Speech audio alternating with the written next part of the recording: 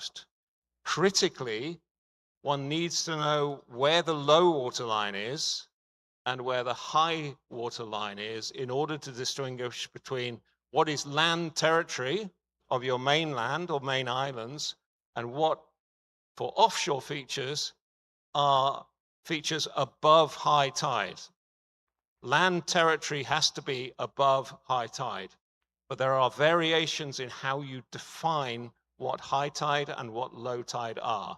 The technical term is the definition of the vertical datum. Essentially, it's the level of reference horizontally intersecting the coastline. Where you have the high tide and the low tide, and you can see that the feature in the middle there is above water at low tide, but covered at high tide, it forms a low tide elevation, or LTE, and those features that are permanently and completely submerged are really simply part of whichever zone they're in. I'm thinking here in the South China Sea context of Macclesfield Bank, which has a least depth over it of 28 meters depth. So it is fully and permanently submerged and cannot be part of a so-called island group, or SHA, which China has claimed. Whoops, back one. So that's the paragraph 2 of Article 121 that emphasizes that islands should be treated in just the same manner as other coastal territory, other mainland territory. The key distinction here is between fully entitled islands and mere rocks.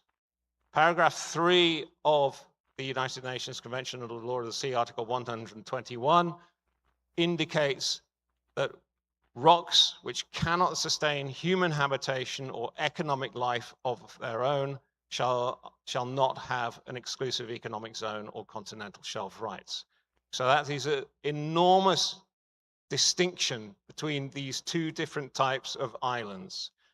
I would emphasize that rocks are still contained within Article 121. Rocks are simply a disadvantaged subcategory of island. So rocks still have to fulfill the requirements of Article 121, paragraph 1. That is, they are naturally formed, composed of land, surrounded by water, and above high tide.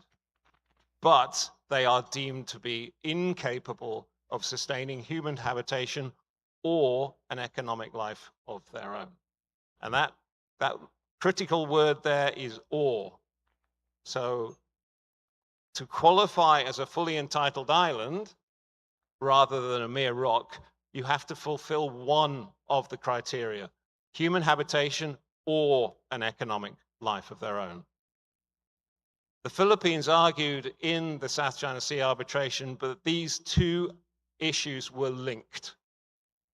And realistically, it's difficult to imagine much economic activity taking place without human beings being present too. So there is, in a sense, a link between the two, but the tribunal came to the view that that little word or is important, and theoretically at least, you could fulfill only one of those two criteria in order to escape paragraph 3 of Article 121, which is the limiting paragraph. If you have a fully entitled feature that is distant from any other coastal state, so there are no overlapping maritime claims, you generate an enormous maritime space with a 200 nautical mile limited exclusive economic zone, compared with a mere rock. So this is usually the basis of many maritime boundary disputes around the world, not just in this part of the world. If you have features off your coast, coastal states will tend to take the view that they are fully entitled features. If it's your neighbors, you would tend to take the view that it's a mere rock. When we have ambiguity and uncertainty in the Law of the Sea Convention, you tend to know that there was a fight in the drafting. Ultimately, you had multiple interest groups in the drafting of the Law of the Sea Convention with opposing views. And the reason why you have ambiguity in a language is as a result of the consensus-based system in the drafting of the United Nations Convention on the Law of the Sea. You end up with language that is open to broad interpretation so that everyone can live with it. In fact, the situation for Article 121 is a little bit worse than that. The text that we have in the final version of the convention is precisely the same text that was proposed for negotiation in 1973, at the start of the drafting of the convention. Many states proposed alternative wording. Most of the key players in the debate, as you'll see here, were informed by their own national interest. Romania was deeply concerned by the presence of the then Soviet Union's island, Serpent's Island, now Ukraine's feature, Serpent's Island in the Black Sea, directly off Romania's coastline. Greece was keen to give full effect to all islands, not least because it has many islands in the Aegean Sea. Turkey, not surprisingly, was opposed. Denmark had a bit of a more nuanced perspective. It wanted full effect for the Faroe Islands, part of the Kingdom of Denmark, along with Greenland. Please don't tell the administration in the United States that there's another part of the Kingdom of Denmark available. Venezuela in the Caribbean has undisputed sovereignty over Aves Island, which looks very much like a sandbank. The surrounding small island states in the Caribbean region, Eastern Caribbean Sea, are opposed to Aves Island having full effect. And these tensions played out in the drafting process, such that no alternative text to the original text for negotiation was successful. So we ended up with the text never intended to be the final text as the final text, which includes that wonderfully ambiguous phraseology around a feature that cannot sustain human habitation or an economic life of its own.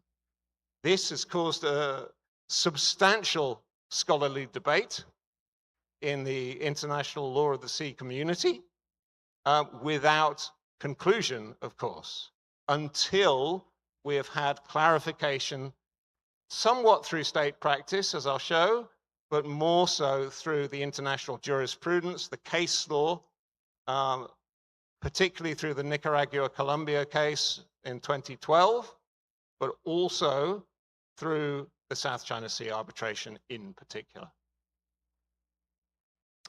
So most of the debate, or most of the analysis of the drafting history of the convention is really unhelpful to furthering our understanding of the regime of islands, other than to reveal the competing interests of coastal states. State practice with regard to islands tends to be expansive. If you possess a feature, you generally claim as much as you possibly can. There is only one example where a coastal state has claimed a 200 nautical mile limit from a feature and then later reconsidered and rolled back its claim. And that's the United Kingdom with respect to Rockall. And you could say the clue is in the name, Rockall. It's located 162 nautical miles to the northwest of the Outer Hebrides in Scotland and north of Ireland. And this is what it looks like. So you can see at the bottom left, there's someone in a dinghy just offshore to give you some sense of the scale of the feature. So my question to you would be, is this feature capable of human habitation or an economic life of its own? I have one senior international law of the sea colleague, Professor Bob Beckman from Singapore, who proposed taking his law of the sea class out to such a feature, leaving them on the feature and coming back in a couple of months to see how many were left. I'm glad I'm not studying with Bob. The first person who's authenticated as having landed on the feature was not very impressed. The smallest touch of a pencil on any map or chart would over-dignify it, would overemphasize its size and importance. He was actually being quite kind compared to Lord Kennet in a debate in the UK House of Lords concerning the annexation of Rockall in 1975. There could be no place more desolate, despairing, and awful. Well, is it capable of human habitation or an economic life of its own? Most students, when I propose that question, will say absolutely not, and I don't want to. However,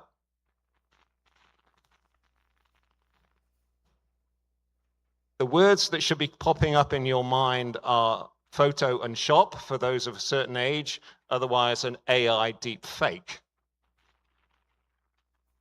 It is fictional, the picture, but it doesn't mean Rockall has not been occupied in time, particularly one former UK Royal Marine was rappelled down from a helicopter on top of Rockall and spent 40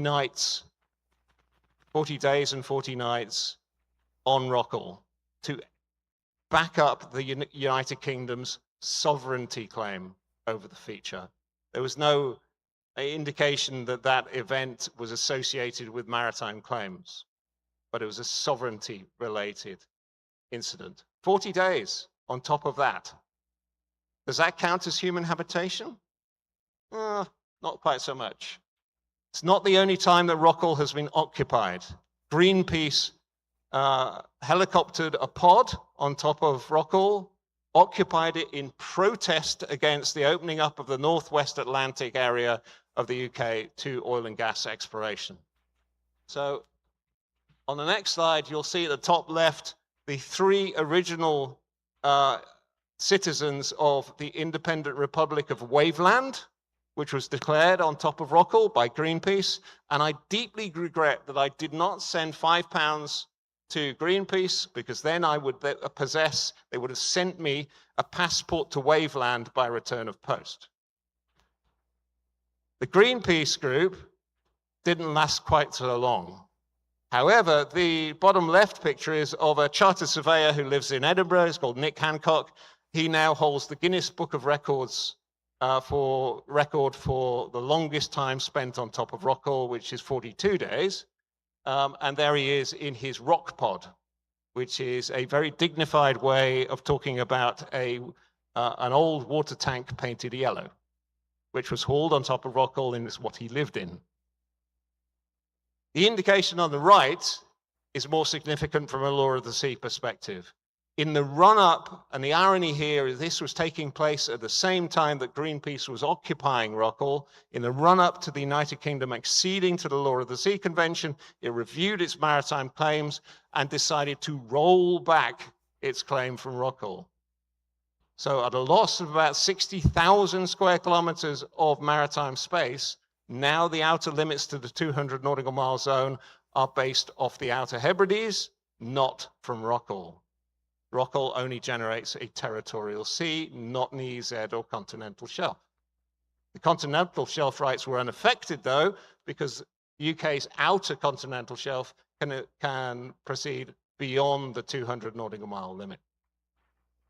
This is the only example I'm aware of where a coastal state has claimed 200 nautical miles from a feature and then decided that actually it is a rock and that maritime claim should be rolled back. What do the international courts and tribunals say about this? Honestly, not very much. These issues have not come up very frequently before international courts. International courts have been quite adept at sidestepping this issue. Frequently, islands come up in the jurisprudence related to international maritime delimitation. but courts have been adept at not answering the question of classification of individual features. And that's because in delimitation cases, the court is usually asked to draw a line, to delimit a maritime boundary. And courts can achieve that without having to classify the status of features. Most famously in the Black Sea case between Ukraine and Romania, both sides argued exhaustively on regime of islands issues. Romania indicating that Serpent's Island was a mere rock, Ukraine arguing that it was a fully entitled feature, and that would be the go-to place you'd look for legal arguments around regime of islands. Except the court dismissed all of those arguments, all of those pleadings, in one paragraph, where it indicated that it had been tasked to delimit a boundary, and it did not need to actually classify the status of Serpent's Island. So ultimately, in that case, Serpent's Island was treated as a rock, because it only generates 12 nautical mile claim for territorial sea, but the court did not say that it was a rock. In Nicaragua-Colombia case, in 2012, in actual fact, there are multiple cases between Nicaragua and Colombia. If you are a law of the sea practitioner, then Nicaragua is absolutely the client you should have, because they have fallen out with all of their neighbors, sometimes more than once, and always has gone to the International Court of Justice for an answer. Key feature in that case was Quitasueño, with apologies for pronunciation to a fluent Spanish speaker. And that is a broad coral platform with many coral heads that may or may not be above high tide. Nicaragua and Colombia each opted for different tidal levels, different vertical datums, different levels of reference for what the zero line is. The Nicaraguan argument was that the entirety of Quitasueño is underwater permanently. Nicaragua also argued that it's not really land. It's only coral debris thrown up on top of the coral platform. And in any case, it's extremely small. Well, the court gave us some clarification on that. I will say that Colombia did a survey of the feature and submitted that as part of its evidence to the International Court of Justice. And there at the top right, you can see the QS32. There was one feature that whichever tidal level you chose was above high tide. So this is the key feature. And you can see the top of the feature is white. It's white not because it's been painted. It's because birds sit on it and produce guano. So it's interesting quite what evidence you can put forward before an international court that can be influential. The court agreed that whichever tidal level was chosen of the parties, then QS32 was above high tide. Now you can see it's a broad coral platform. If one feature is above high tide, then the low water line, the baseline for that feature, is all the way around the coral platform, outermost edge of the reef. The court also found that in terms of composition, it doesn't matter. It's irrelevant that it's made up of coral debris. It doesn't matter what it's made of, so long as it's naturally formed. It also doesn't matter that it's very small. There's no size criteria within Article 121. It can be as small as your coffee cup, so long as it's naturally formed and above high tide. And this is fairly obvious, I would hope, surrounded by water, because we are talking about islands.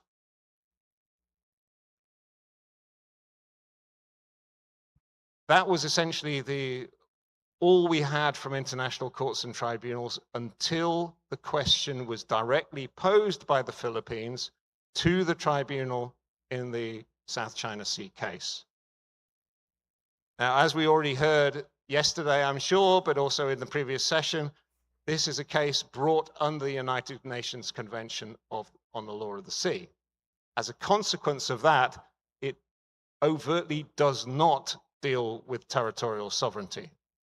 The Philippines statement of claim was very carefully crafted to avoid anything to do with sovereignty. However, a key element of the Philippines claims were associated with the regime of islands. Whoever has sovereignty over the disputed islands, what status do they have?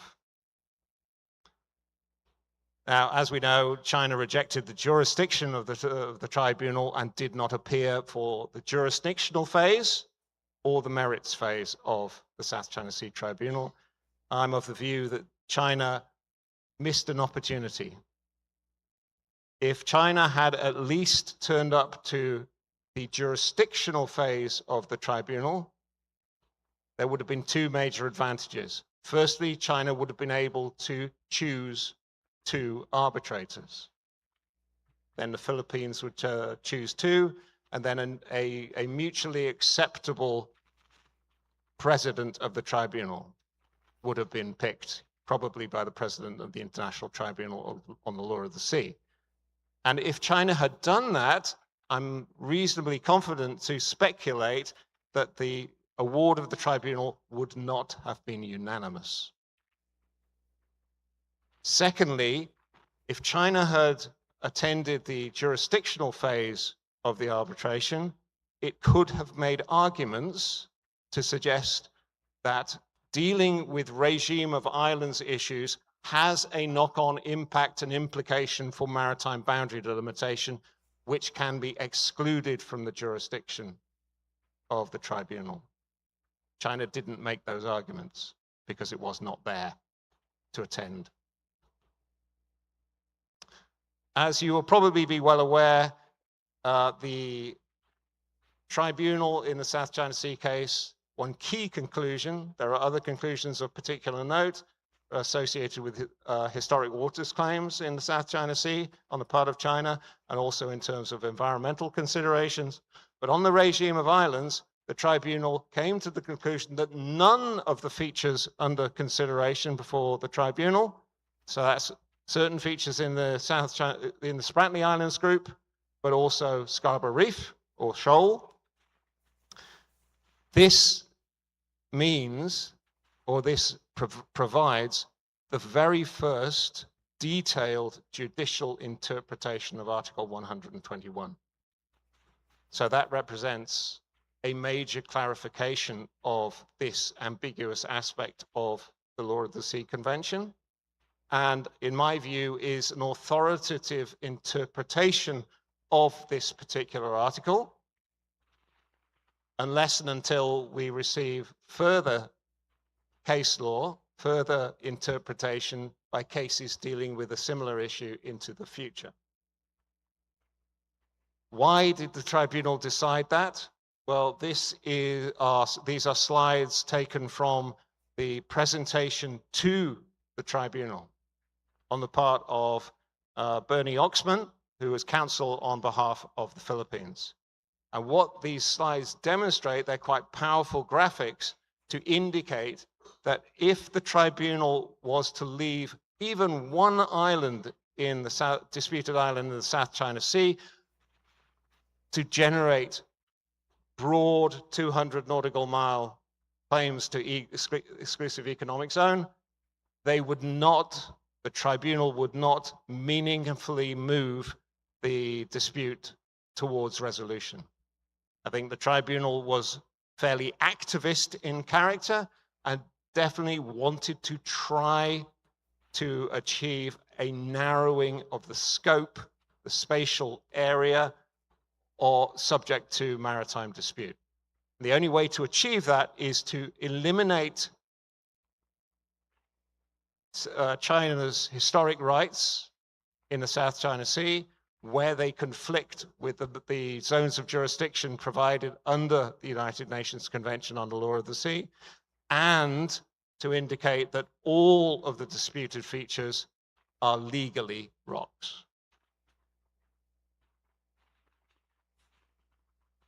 In terms of the tribunal's judgment on the regime of islands, this provides significant clarification. The tribunal took the view that the term rock doesn't mean rocky. Usually, with textual interpretation of the treaty text would indicate you use terms in their ordinary meaning. The tribunal's view was that it would make no sense if a feature composed of solid rock could not generate an exclusive economic zone, but one composed of mud or sand, or a soft depositional feature like that, could escape that provision of limitation. The tribunal also took the view that you need to analyze features on the basis of their natural condition before external addition or modification by ourselves, by humans. Now, this was a really interesting view. Many tribunals will tend to rely or seek the best available scientific information. The difference here in the South China Sea case is that you had large-scale island building going on, even during the case itself. So there's a stronger emphasis in this award on historical information and historical evidence than necessarily in other situations, precisely because features were being completely buried in sand dug up from the lagoon of atolls, for example, as we'll see.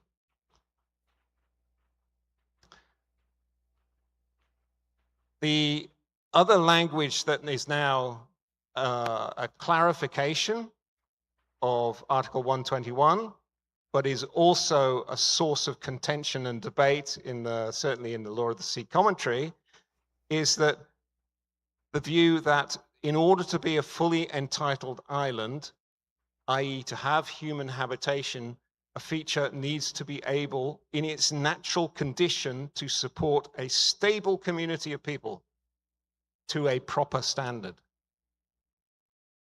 Do we feel that everyone in the room, are we a stable community? Are we enough? There's no objective number here. Similarly, what do we mean by a proper standard? So while this decision by the tribunal is binding on China and the Philippines as the parties to the case, I think the tribunal was also looking more broadly to provide an interpretation of a key issue of uncertainty in the Law of the Sea Convention that is potentially applicable globally. And of course, a stable community of people and a proper standard may be very different in the Arctic than it is in the tropics. So there are no bright line objective rules and numbers included here for testing whether you have a stable community of people or not, or what a proper standard truly is. So we have great scope for future discussion and dispute over what the meaning of these phrases actually is. The tribunal was of the view that there should be some flexibility. It was mindful of the maritime claims of small island developing states and took the view that perhaps a group of people or a community of people might use several islands in order to support them.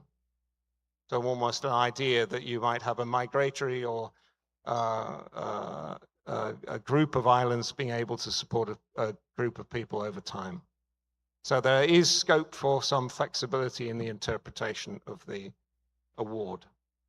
Similarly, if we're talking about the economic life rather than the human habitation, the tribunal indicated that yes, you can simply have an economic life associated with the feature, and that would satisfy an escape from the paragraph 3 of Article 121, the limitation to just a 12 nautical mile territorial sea, but only if that economic activity is oriented around the feature itself.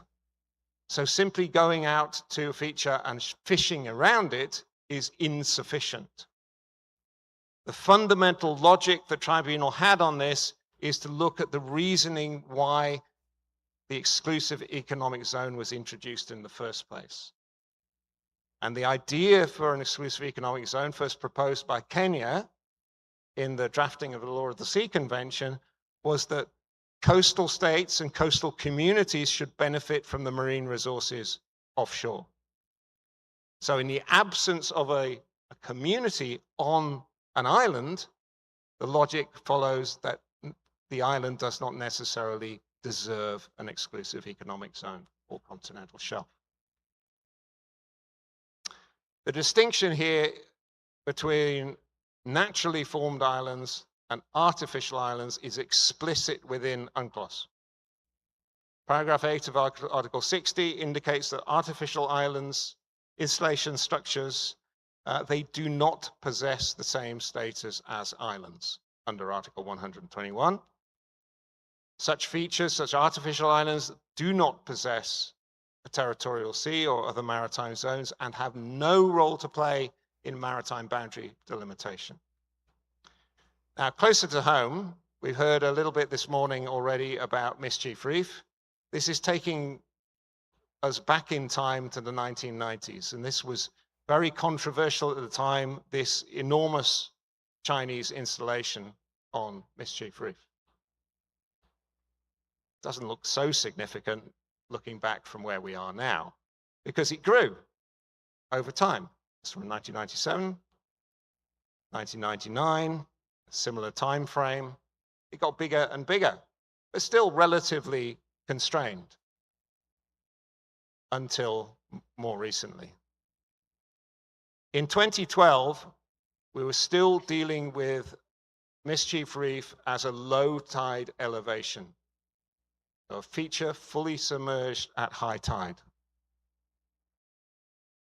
And the Chinese installation was a relatively small huts on sticks, developing into a slightly more permanent artificial island. One of the things that distinguishes the South China Sea Tribunal from many international cases is the flexibility that the tribunal showed. Firstly, in the appointing an expert hydrographer to assist the tribunal in interpretation of hydrographic evidence, and because China was not present, trying to understand China's claims from China's public pronouncements, but also the tribunal commissioned expert reports on critical issues, such as safety of navigation, but also in terms of coral reef environment. And one of those reports was written by John McManus, who's a marine biologist from the United States. And he told me a tale, which I'll recount, which is he scuba dived around Mischief Reef prior to 2012. And it was a pristine coral reef environment. He was diving, he went down with his dive buddy had a problem and had to go up. John stayed underwater, and when he got to the surface, his dive buddy said, John, did you see the school of Hannah? It went dark, sorry, when John was underwater, and he thought it was a thunderstorm. He came back to the surface, and his dive buddy said, John, did you see the school of hammerhead sharks that went over your head? Dense enough to shut out the sun. A pristine coral reef environment, now destroyed. So you can see the time lapse from 2012 to 2015 and more. This is the technology that is being used, and that technology is used in island building around the world, where you have a cutter dredger, and you can see on the front it looks like an enormous drill bit. It is. It serves to break up the coral in the lagoon, and then you have a floating pipeline that deposits it on the higher areas of the atoll ring. And that's how artificial island building takes place. So satellite imagery that the Philippines presented in the proceedings before the Arbitral Tribunal, And you can see from the satellite imagery how many dredgers are operating to build up the artificial island on Mischief Reef. And gradually it grew and grew as an artificial island. Now, one way that the Philippines team was extremely clever, and these are not my graphics, I'm not responsible for them, but I do believe they're very powerful graphics for how you convince a judicial tribunal. You can tell them that it's grown to 5.98 square kilometers, but that's just a number. What you can do is you can take a satellite image of the Peace Palace in The Hague and the gardens of the Peace Palace, which is an area where the judges are familiar with its dimensions because they wander outside and have their coffee in the gardens during the break in pleadings. And you take that and you compare it to the size of the artificial island. And then you do that again and again and again and again. And you've got over 50 of the satellite images all on the area of Mischief Reef to send the message to the tribunal about the scale of the island building taking place. So it was quite a powerful way to send that message during the pleadings. For other features, I'll just get on to the other features in a moment. Another issue around which connects to the environmental obligations that China breached is how you build an artificial island. When you produce coralline sand and put it on the highest areas of the atoll, much of it leaks away, washes away into the ocean, out to over 300 meters from the shore, meaning that the coral reef is completely smothered and dies. For Subi Reef, which is one other feature I'll highlight, you can see that prior to the case in the 2000s, China's outpost was tiny relative to the feature. Again, we're dealing with a low tide elevation, fully submerged at high tide. Not anymore. Again, graphics that were used by the Philippines to send a strong message to the tribunal about the changes that have occurred to the marine environment in the South China Sea, the damage that has occurred as a consequence of large-scale island building. But again, cleverly, to send a message to the tribunal, you can say, yes, China has built a runway that's 3,250 odd meters in length. Again, that's just a number. It doesn't visualize it powerfully. But if you then take that red oblong, outlining the runway, and you transpose it on the main runway in Schiphol Airport in the Netherlands, which the judges are used to flying in and out of, you send the message that China has built a runway capable of taking an A380 on a feature that a few months ago was submerged at high tide. Again, very clever use of graphics by the Philippines team in winning that argument. Because the verdict of the tribunal in the South China Sea case was that China has caused severe harm to the coral reef environment, violated its obligation to preserve and protect fragile ecosystems, including, as we heard this morning, giant clam harvesting, mainly as a consequence of large-scale land reclamation and the construction of artificial islands. So an explicit, overt judgment in favor of the Philippines on that point. To be fair to China, to be balanced, China is not alone in undertaking this type of activity. This is from just earlier this year, Vietnam's island building activities in the South China Sea and among the Spratly Islands. Vietnam probably, it does occupy more Spratly Islands than any other claimant state. And comparing the size of reclamation. Because Antelope Reef, which is in the Paracel Islands, has been subject to recent Chinese island building activity. So has Bark Canada Reef, which is occupied by Vietnam. And you can see the comparison in numbers. There's not huge difference here between the scale of Vietnam's island building, recent island building, and that of China. Antelope Reef in the Paracel Islands, subject to very recent island building activity on the part of China. Graphics from the CSIS in Washington, D.C., the Asia Maritime Transparency Initiative. So the view of the tribunal was that you do need to analyze features in their natural condition. And the conclusion fundamentally there is that the legal status of insular features cannot change. You cannot build a low tide elevation into a naturally formed island. You can build one into an artificial island, but artificial islands generate only a 500-meter safety zone. They don't generate broader maritime jurisdiction.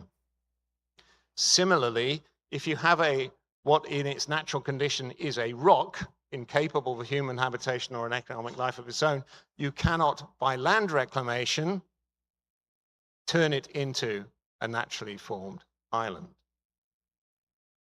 If states were able to do that, the tribunal's view was that the purpose of Article 121, paragraph 3, as a provision of limitation to stop states claiming excessively large parts of the ocean to themselves from tiny, potentially ephemeral and remote features, that would be frustrated. And that's a critical consideration. In the world we live in now, where multiple states are engaged in island building, and many coastal states are adjusting their coastlines. So what's the situation now? Well, the South China Sea Tribunal, those proceedings were important in another way. China did not overtly participate, but it did participate without formally participating, in the sense that 2 months before China was due to have delivered a memorial or a counter memorial to the Philippines memorial, China released its position paper. And for the first time in these proceedings, China published officially a copy of a map showing the 9-dash line.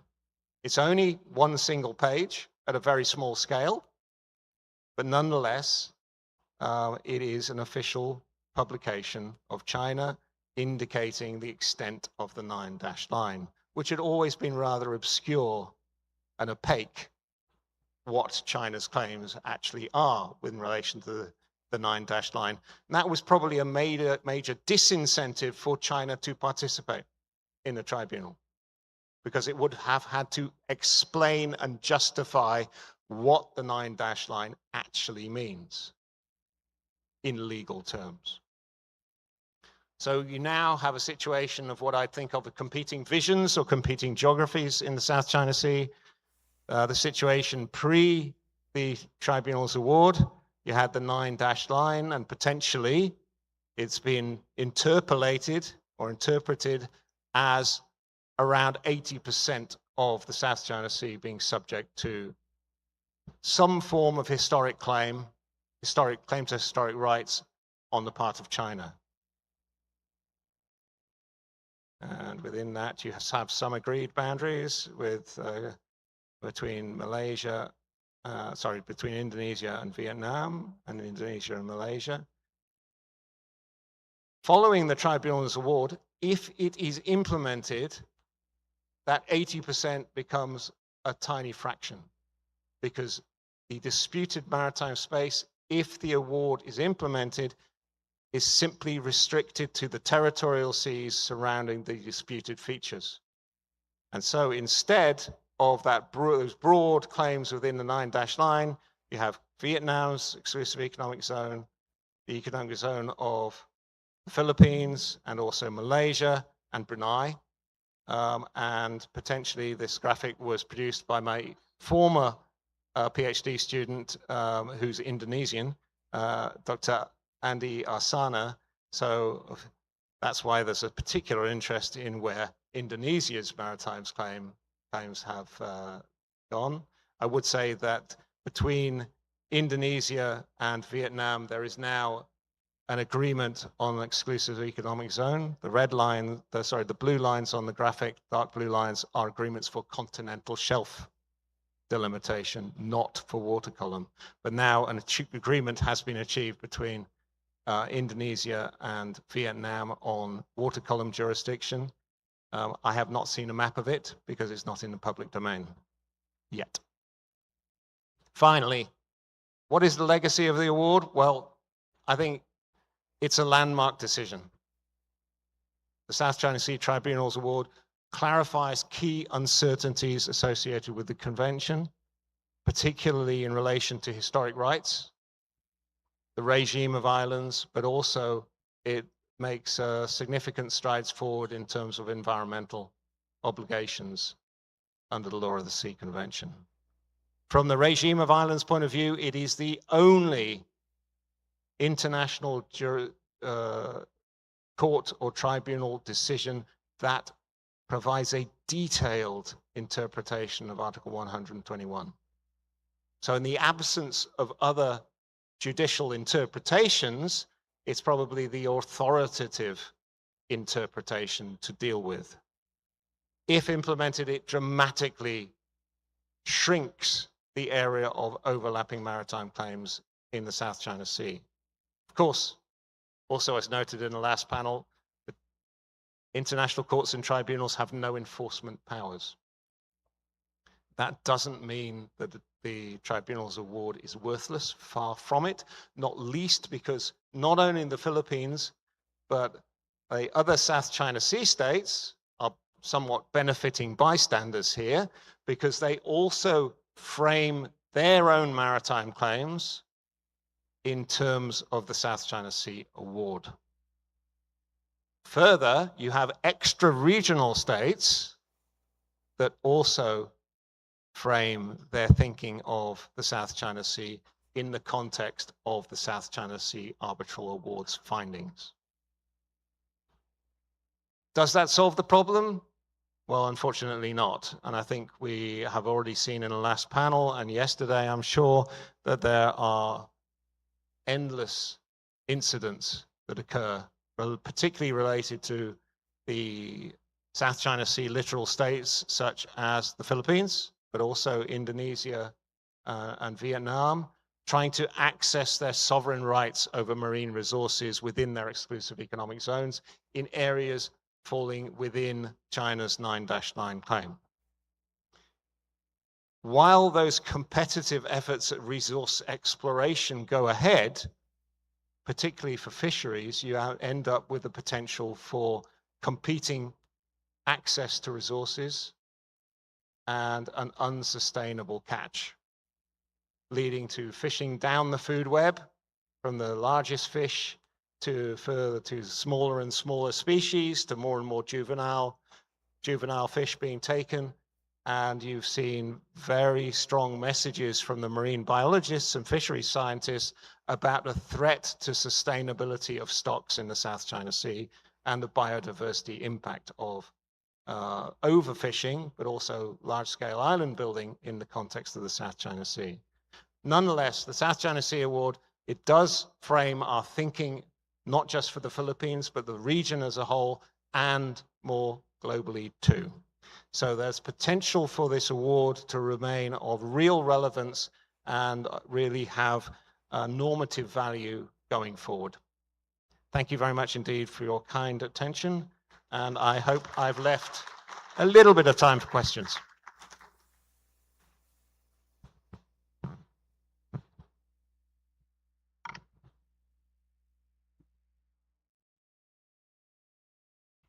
I don't have a chair for this session, but please. I'm Renato De Castro. Nice to see you again, Clive. So my question pertains to your last slide. When you mentioned the award is if implemented, and of course, tribunal doesn't mean implementation. Of course, in the last few years, the United States Navy and other navies, Japan, Germany, the Netherlands, have conducted what we call freedom of navigation operations, which are, of course, directed at challenging China's nine-dash line. So in a way, this is an implementation, although interestingly, the United States is not a member of UNCLOS, but of course, the United States Navy, by conducting this freedom of navigation operation, is challenging China's nine-dash line, and the process is implementing. And of course, the Philippines have initiated what we call maritime cooperative activities, where we brought in our ally and our security partners to conduct, as the term implies, maritime cooperative activities, primarily again to impress upon China that on the basis of the arbitral award ruling, we challenge China's nine-dash line. So again, a question. If implemented, I think it's already being implemented. It's not automatic. Again, given the nature of international relations, you cannot simply put international law on a silver platter. In this case, of course, it has to be backed up by naval capability. And of course, this being done by the major navies in the world. What's your take regarding this? Well, I think thank you very much indeed for the question. I think it's a good one about how you retain your legal position by means of diplomatic protest. That's one. You always, whenever there is a negative action by the other side, you want to retain your legal position. You need to make it public that you protest that action. You reserve your legal right. So the diplomatic side of things is vitally important, but the operational assertions of right that particularly the United States and other states, including Australia, have undertaken in the South China Sea assist in that process too. I would say that yes, the United States is not a party to the Law of the Sea Convention, and it's a very, very long way from becoming a party, particularly under the current administration, I would say. It does not help that the convention starts with the words United and Nations in the US domestic context. Having said that, the United States was a key participant in the drafting of the convention and made a major contribution, particularly because here, the United States and the Soviet Union, the drafting of the convention was from 1973 through to 1982. The two superpowers in the Cold War were essentially on the same page in terms of navigational rights. They both wanted freedom of navigation to the maximum part of the ocean that they could to sail gray-painted vessels, their navies. So the US view is very much informed by that particular concern over freedom of navigation. The United States, in a way, provides a service to the international community by critically analyzing the maritime practice of every other coastal state. You can see through the limits of the seas produced by the United States State Department, you can see how the United States analyzes each claim to baselines, claim to maritime zones, claims to exclusive economic zones from particular features. And you see the protests, you see the analysis. What the US also does is undertake those freedom of navigation operations, and that helps also to prevent the formation of customary international law. But really, it's the diplomatic protests that are critically important from a legal perspective. And you see that particularly in recent times through the submission of information to the United Nations Commission on the Limits of the Continental Shelf and the tidal wave of diplomatic notes that follow each submission. By Vietnam independently, by Vietnam and Malaysia jointly, by the Philippines, by Malaysia. All of those submissions to the CLCS, Commission on the Limits of the Continental Shelf, have provoked protests from China and counter-protests from all of the interested states. Those serve to reserve the rights of, for example, the Philippines with respect to the claims of other states within the region. And those are critically important to maintain that consistency of protest to reserve your legal position. give you one example, which amused me, is the Canada claims straight baselines around the whole of the Canadian Arctic archipelago, including out through the north, covering the Northwest Passage. The US takes the view that it can sail through without asking permission. Canada objects. Now, the United States does not ask permission when it transits through the Northwest Passage. However, Canada maintains its legal position, not by sending patrols to challenge the United States. That, I think, would be rather unwise.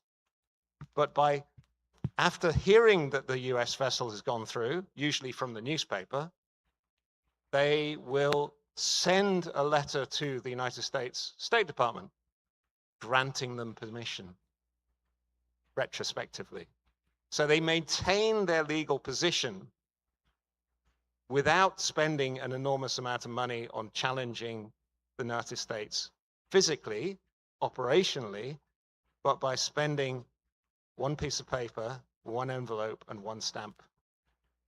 And the legal position is maintained.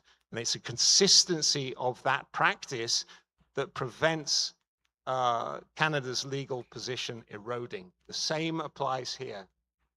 The Philippines is and should remain vigilant about activities that are contrary to its legal position and to protest them. But the Philippines is not alone. Other states around the world should likewise protest those activities that are contrary to the interests of the international community. And to an extent, the United States does that job on behalf of the international community as a whole, or has done traditionally. I'm not sure we can ever quite rely on what is happening going forward. That's beyond the realms of speculation. Thank you. Thank you so much, sir. Again, we would like to remind our participants that before asking questions, or if you have questions, you may flip your desk nameplate in an upright manner, and please state your name and affiliation. Thank you. Next question, please.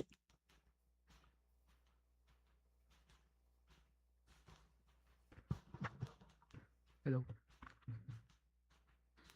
Please. Yes, sir. I can see You are you. acknowledged, sir. Hello, Dr. Schofield. My name is Glenn Santos from the CDATE Foundation. My question is, the 2016 Annex 7 Arbitral Award has classified that there are no true islands in the award. And it has legally declared that every single high tide elevation as rocks.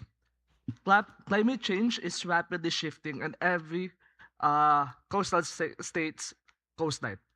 If a high tide elevation have been submerged due to a typhoon or due to a sea level rise, does the Philippines risk losing the 12 nautical mile territorial sea attached to it? Thank you. What was the very last part of the question?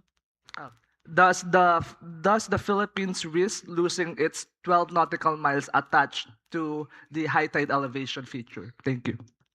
Well, thank you for the question. It is a very topical one about the impacts of sea level, climate change inspired sea level rise on coastlines, and therefore baselines associated with coastlines, and therefore potentially the outer limits of claims to maritime jurisdiction.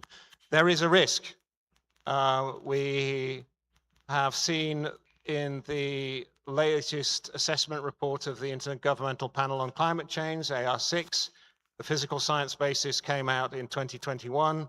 I recommend, if you have insomnia, I very strongly recommend it, that just that one report of 4 that makes up assessment report 6, it's over 3,600 pages long. So read it closely. What comes out of that report is essentially from the beginning of the 20th century, 1901, you see a trebling in the rate of sea level rise. You also see the conclusion that elevated sea levels are virtually certain, and that's important for how the IPCC classifies certainty, virtually certain that we will have elevated sea level rise for, quote, centuries to millennia. This is possibly the most depressing thing to try and communicate to a younger generation. There is nothing we can do to reverse these processes. We have the ability through limiting emissions only to influence the rate of acceleration. That finding was confirmed just a month or two ago with the release of the third World Ocean Assessment, where there was an indication that sea level rise is doubling in rate. So up to 2005, it was 2 millimeters per annum. Doesn't seem like much. Up to 2023, it was 4.3 millimeters per annum. That really doesn't seem like an awful lot. The IPCC indicated that if our governments fulfill their promises, we'll be looking at 1.1 meters of sea level rise by the end of the century, by 2100. If we don't, if the high emissions scenario continues, the business as usual approach, we'll be looking at over 2 meters by the end of the century, and by 2050, 4 meters. That becomes a different world. Now, there are major developments underway in the interpretation of international law on this issue. In 2008, the International Law Association Committee on Baselines did indicate that the normal baseline, which is your default scenario for baselines from which you measure maritime claims, it is ambulatory. That has been challenged by state practice very substantially, particularly by the Pacific Island states. I was part of the International Law Association Committee on Sea Level Rise and International Law. Our conclusion was that if a state, in keeping with the provisions of the Convention, properly defines its baselines, limits, and boundaries, then those baselines, limits, and boundaries should not be revised, even if there is a change in the coastline as a consequence of climate change-induced sea level rise. The International Law Commission took up this issue as well and was able to engage on the first track with states through the United Nations General Assembly. Their final report came out last year. Over 100 states engaged in that process and gave their viewpoints on the idea of fixing baselines and therefore maritime limits. Not a single state objected. Some states were more enthusiastic than others, but no one said no. The International Court of Justice essentially validated this in its advisory opinion on climate change just last year, where it indicated that there is nothing in the Law of the Sea Convention that indicates that once a coastal state has deposited the geographic information on the location of its baselines and maritime limits, is there any requirement to update that information so you can retain your maritime entitlement? Much of this discussion has been driven by small island states in the Pacific.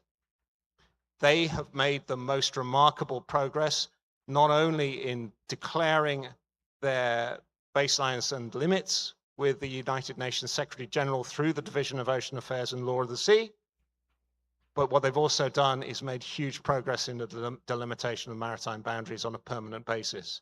They've gone from the beginning of 2010 through to now, they've gone from 1/3 of their maritime boundaries being agreed to 75%, the 3/4.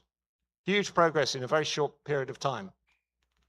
But the problem, the challenge, the threat of sea level rise is not just for small island developing states, it's for every coastal state.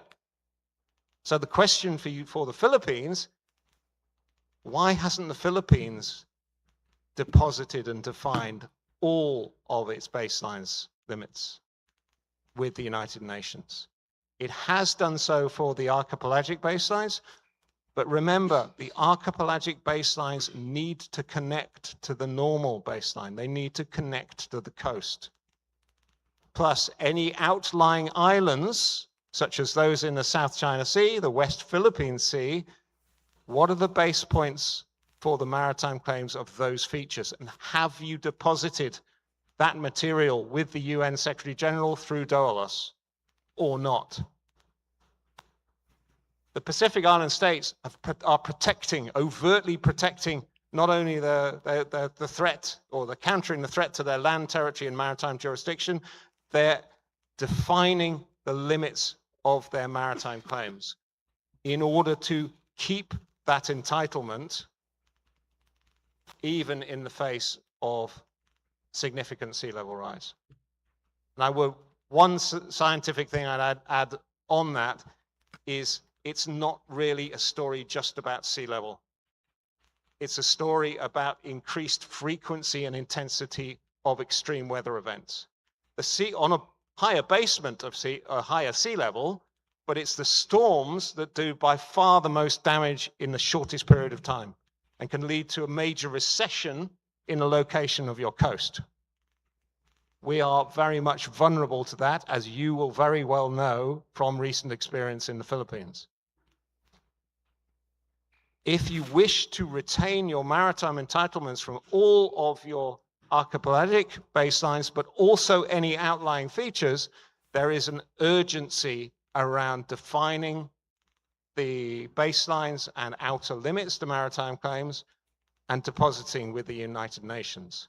That is an obligation of all parties to the Law of the Sea Convention, including the Philippines. You have a due publicity obligation to publicize and deposit with the United Nations the location of your baselines and also the outer limits to your maritime claims. This was written into the convention not with climate change in mind, but the interests of the mariner. The mariner needs to know which maritime zone they're in. If you're not simply using the normal baseline on the coast, you're using archipelagic baselines instead, you need to tell the international community so that the mariner knows whether they're in the Philippines territorial sea or archipelagic waters or not, or whether they're in the exclusive economic zone. So this is one of the obligations that hasn't proved very popular with coastal states, but is now being used very effectively by the small island states in the Pacific. I'm not sure that completely answered your question, but it was certainly taking up enough time. We have time for more, or are we on time? Do we still have questions from our participants? As we still have time, sir. Yes, ma'am. At the right side of the venue, facing the stage.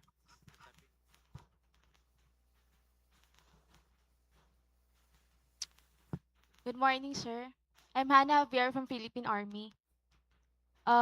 Based on what you discussed, both China and Vietnam have constructed artificial islands with potential military installations and dual-use facilities in the West Philippine Sea. So from a legal, strategic, and military perspective, why does China's activity receive significantly more attention and concern than Vietnam's? Or are there any efforts from the Philippines on dealing with the reclamation efforts of Vietnam, or maybe other countries trying to impose their territorial rights within the Philippines? Thank you. As far as I had a little bit of difficulty understanding everything you said, but if it's around the way in which China and also other states, China is not alone in island building.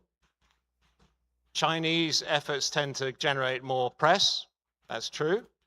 But I'm sure you would need to ask your foreign ministry officials whether they've also protested against Vietnam's island building activities.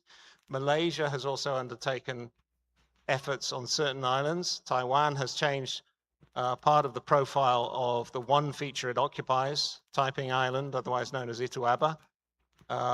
So I'd also ask what the Philippines has done in terms of upgrading facilities and potentially impacts on the coastline of facilities in its own features occupied in the South China Sea.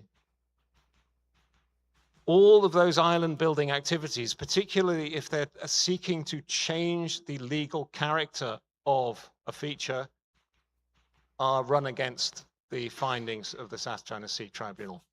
That said, if you have a feature that is already above high tide and you extend it, that's perfectly legal. Ask the Netherlands, that's been doing it for centuries. Or, more regionally, more locally, ask the Singaporeans. Singapore is 25% bigger in land area than it was 30 years ago through land reclamation. However, if you reclaim around a feature, it doesn't change its legal status. That's a key lesson from the South China Sea Arbitral Award. Also, I draw a clear distinction between delineation of the outer limits of your unilateral maritime claim, where you have no overlap with another claim, maritime claim, and delimitation. The example I'd always use is Indonesia versus Singapore. Singapore had grown between the 1974 agreement on territorial sea, short section of territorial sea, and the subsequent 2009 and 2014 extensions to the territorial sea boundary. Singapore and Indonesia have done it in pieces, bit by bit. Thank you, Professor. I think we have another question, this time from the Undersecretary Madriaga, sir. So I'll just finish answering that question. The issue with Singapore and Indonesia is that while Singapore can extend its coastline, extend its maritime claim, persuading your neighbors to use the same baseline for delimitation is an entirely different challenge. Thank you, Professor. Sir Madriaga, sir. Thank you, Dr. Schofield. I'm Undersecretary Ignacio Madriaga of the Philippine Department of Defense. So, the 2016 Arbitral Award is already a decades old, but its main criticism is that it doesn't have any enforcement mechanism. And many academics or even casual observer would say it's render it useless because nobody would be able to enforce it. But in recent event in our West Philippine Sea, in our exclusive economic zone, it has become a point of convergence among countries that actually support the arbitral award through deeds and through action. And they believe that through that, we can keep the Indo-Pacific free and open. So I would like to hear your thoughts whether you would consider this activities of like-minded countries in converging towards the arbitral award as a form of enforcement, a de facto or a pseudo enforcement mechanism. And the more country that actually support the arbitral award would make this body of law stronger, and in a way it is being enforced by through all of these cooperative activities. I would appreciate your thoughts on this, sir. Thank you. Thank you, sir. I appreciate the question, and I think you're right to think that the Philippines alone versus protesting against China arguably is enough to protect the Philippines' legal position and reserve Philippines' rights. But the fact that other states do so too, diplomatically, legally supports the Philippines' position and reserves Philippines' rights. It assists, but also operationally, that is also not enforcement per se, perhaps, of the award. It doesn't change China's mind, or at least there's no sign of that. But it is a helpful aspect that there is a coalition of like-minded states because the other coastal states around the South China Sea and other coastal states around the world benefit from the interpretation of the tribunal. Having said that, it's noticeable that many extra-regional states, in their statements following the 2016 ruling of the Arbitral Tribunal, made it very clear that they supported the award and it should be implemented by China and the Philippines, making it very clear that it doesn't necessarily apply to them. There has not been a significant change in global policy for states claiming broad maritime claims from remote features.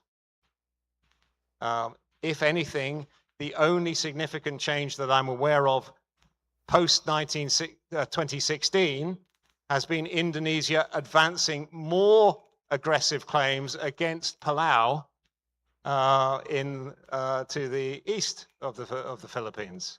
So actually counting the southern features of Palau as mere rocks. So it has produced a more, I suppose, advanced position on the part of Indonesia, consequence of the award.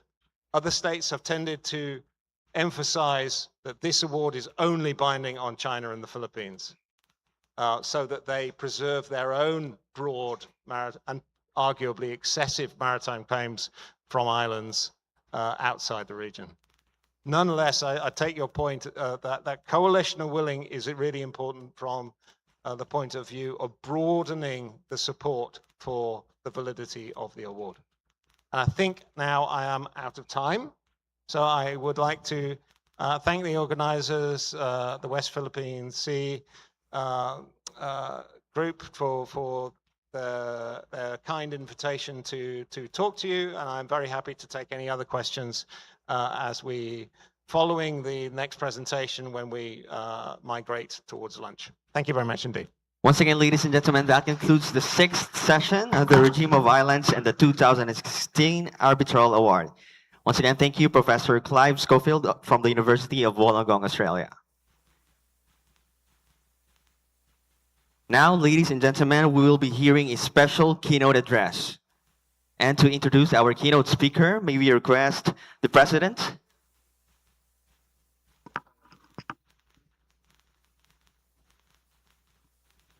Before that, ladies and gentlemen, let us please stand by for the arrival of the Secretary of the National Defense.